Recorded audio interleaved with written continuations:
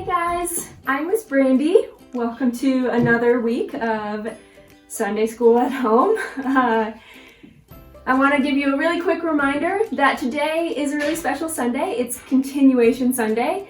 So don't forget between the hours of noon and 2 p.m. to go with your family and in your car and go to the church, and we're gonna have some gifts for you. I'll be there, so come say hi to me. We would love to see you. So don't forget. So 4 weeks ago, Miss Audrey taught us about Ezekiel Chapter 37. So here's Ezekiel. And Ezekiel is the Babylonians have conquered Judah, and Ezekiel was conquered and was taken to the Babylonian Empire, this whole orange section, right? And he's over here in the Babylonian Empire, and Ezekiel was prophesying to the Israelites that were also considered refugees, because they're supposed to be living in Judah, but they were actually conquered, and so now they're living in the Babylonian Empire. So Ezekiel prophesied to them he had this vision about dry bones, and how God was going to put them back together again. And what God was trying to say there is that he was going to take care of his people in the Babylonian Empire and restore them. God looks at me and he says, "Ezekiel, do you think these bones can walk?" And I said, "Only you know, God." And he said, "Well, tell them to get up and walk." And so I did exactly what God said. I said, "Get up, bones." And then, you know what? The bones, they started to come together and they made a skeleton. You know, like a human skeleton. Then the next week, so 3 weeks ago, we started learning about Daniel. And we've been learning about Daniel the last 3 weeks. So the first week, Miss Brianna, so here's Daniel, she taught us a story about how Daniel, he was taken again to the Babylonian Empire, but Daniel, around the same time as Ezekiel, right? But Daniel was brought into what was like the palace. So there's our palace. Daniel was brought into the palace instead of just like out in the middle of nowhere, sort of.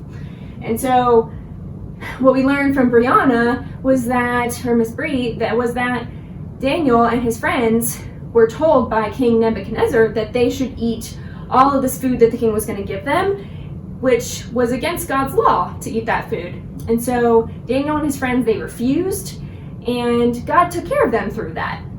After 10 days, I was like, well, you guys aren't eating pizza anymore. What could you guys be eating? Because all of a sudden you guys look so strong. The week after that, we were still in Daniel, so Mr. Bo taught us Daniel Chapter 3. And in Daniel Chapter 3, we learned about Daniel wasn't actually in that story. It was his 3 friends, Shadrach, Meshach, and Abednego. And the 3 of them were told by the king that they should worship that king. And Daniel's 3 friends, they said, "No, we are not supposed to worship anyone except for the one true God, and we will not worship you." And so they got thrown into the fire. But the Lord took care of them again because they were faithful to him. And the king said, "Why do you not worship this statue I have put before you? If you do not, you will be thrown into the fiery furnace." And then finally, last week we learned from Miss Simone, Daniel Chapter 6. And in Daniel Chapter 6, Daniel, there's a really famous story, right? He was thrown into the lion's den. And he was thrown in the lion's den because he, again, refused to worship the king of Babylon. And all these kings just wanted people to worship them. And Daniel and his friends, they wouldn't worship anyone except for God, who's the only one who really deserves to be worshipped.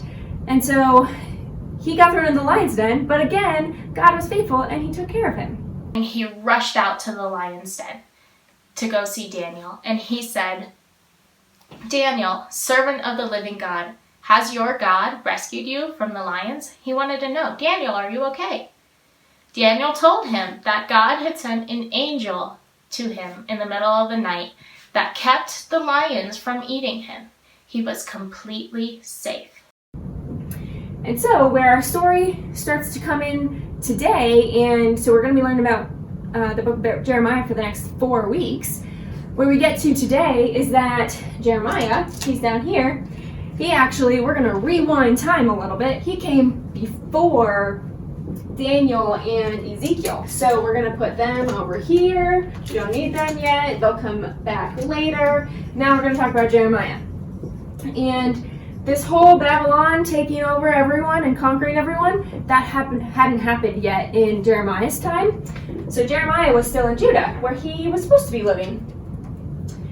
And today we have a very special thing that's going to happen. We're going to hear from Jeremiah live and in person.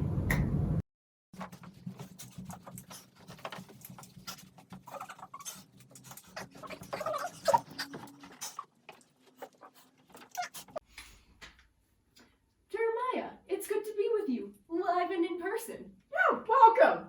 Thank you. I have traveled a long way into the past to meet with you in person. Yeah, I think I heard about Fellowship Denver. Mm-hmm. Is that it? That's it. And some kids. Is Some this kids. ringing a bell? Exactly. Yes, Wow. I'm here for them. Well, tell them hello. Will do. Yeah. Will do. Yes. Well, Jeremiah, tell us a little bit about yourself. Well, my name is Jeremiah. I live in Judah, which We've heard of Judah. yes, it's important place. Mhm. South of Israel, just to give you a little Indeed. Yes. geography there. And I live in a long time ago. Around 600 something. I don't really know what that means, but you guys do. Yes. And I'm a major prophet. Yes. That's Yeah. important.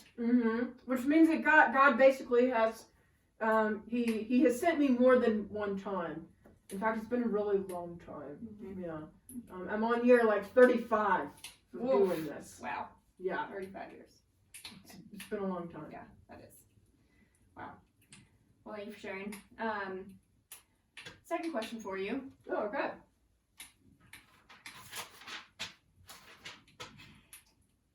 How did you know you were supposed to be a prophet, Jeremiah? Whew. Well, it was 35 years ago. Yes. Do you want to hear the whole I story? want to hear the story. All I right. like the stories. Okay. Me too. I mean, that's when you really see the Lord.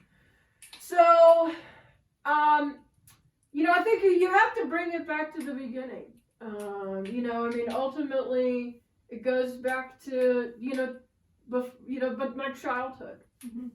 I had great parents who were also, Jewish Israelites, and they too loved God and taught me to love the Lord. And in fact, my father was a priest. Indeed. So, we come from a long line of men who talk to God. And so one day, God comes to me and he speaks to me, which normally, priests, we don't typically hear from God in this way. And so I was very surprised. Mm-hmm. And God says, Jeremiah, I've known you from the very beginning. I've actually known you from before the beginning, before you were even born. And I knew you were going to be my prophet. And so, surprise, you're a prophet. It starts today. And I said, God, let's pause a minute because I was very young. And it's a big thing to ask. Yes. And I don't know about what it's like in your time. I hear it's 2020, whatever that means. Mm-hmm. And so, but in our time, young people, no one cares what they have to say, And so I told God, I said, God, I'm just a young man. I don't know anything. No one's going to listen to me. I really think this is a bad idea. Mm-hmm. Piece of advice. Don't ever tell God he has a bad idea. It doesn't go well for you. So God said, Jeremiah, no, wrong answer. And so that's when I was like, woo! And he said, Jeremiah, you will be my prophet, and you will do what I said, and you're going to go and talk to the people.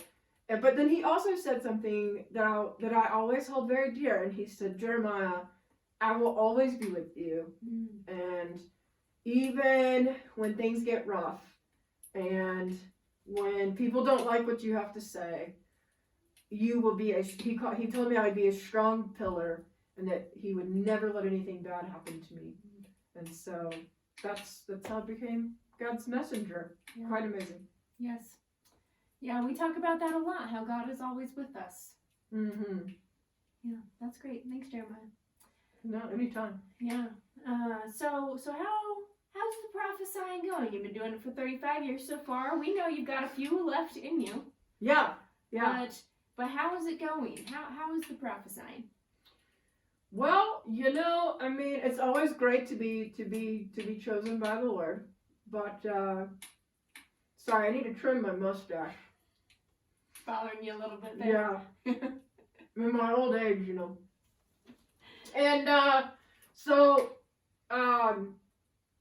but what I have to say is not very great, and it's a pretty dark time right now. Pretty dark. Is it? Yeah. Yeah, we've heard actually from the future. We hear that it's like the darkest time in Judah's history. Wow. Well, that's, whew, that really hits you. Yes. I mean, but I have to say, I'm not surprised. Yeah, our two kings right now are not really following the Lord. In fact, they follow everything but God. Yeah. And then sadly, the people are going with them, and so I've had to tell the people some bad news. Yeah. So it's been hard. So Jeremiah, can you give us an example of a prophecy or vision that God told you? Let's see here, Miss Brandy. Yes. There is one that comes to mind. Okay. Do you know what a pot is? Pot. Yes, we have those. Yes. Well, I brought one just in case. Oh, good. Yep. There it is. Ours looks just like that. It's amazing. Yeah.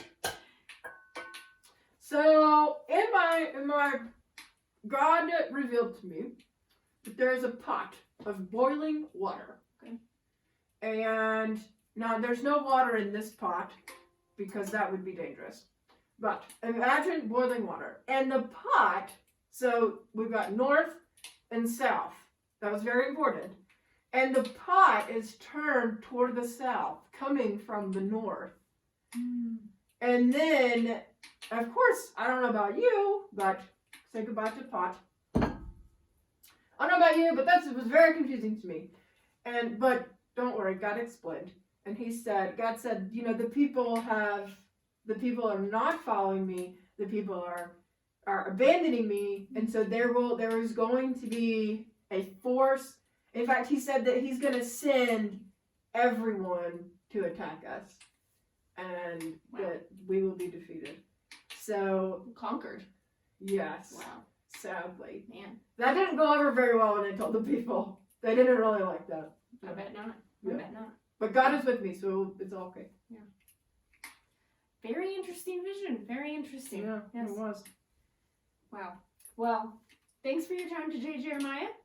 I'm going to head back to the future. Well, See hey, those kids at Fellowship Denver. so nice to see you. Maybe not in person. I'll probably just see them. Oh yeah, I hear you guys Videos. got something Yeah. going on. Yeah, it's a little weird. Well, don't worry. As I always say, God is with you. God is with you. He is with us. Yes. Well, thank you, Jeremiah, for your time. Yes. I'm going to head back to the future. I'll see you later. Oof. Oh, wow. That time travel. Whew. A little dizzy. Whew. Whew. Wow. Well, that was really interesting to hear from Jeremiah, wasn't it? What really stuck out to me from what he told us was that the Lord told Jeremiah when he was calling him to be a prophet that he chose him from before he was even born. And God tells that to us as well, that he knows like the number of hairs that are even going to be on our head when we're born. And he knows the path that we're going to take, and he will be with us, just like he was with Jeremiah. Even though he was telling people bad news, he was with Jeremiah during his whole prophesying career. And God is with us all the time, even through weird times like coronavirus, where we're all at home and life looks a little bit different than normal. He's with us through that too. So hopefully you guys learned something about Jeremiah this week. We're going to be talking about him for the next 3 weeks, and even actually 4 weeks, because he wrote multiple books, so we're going to talk about his next book in a few weeks. But I miss you guys. I wish I could be with you. I look forward to seeing you soon. And I hope you have a good Sunday. Bye.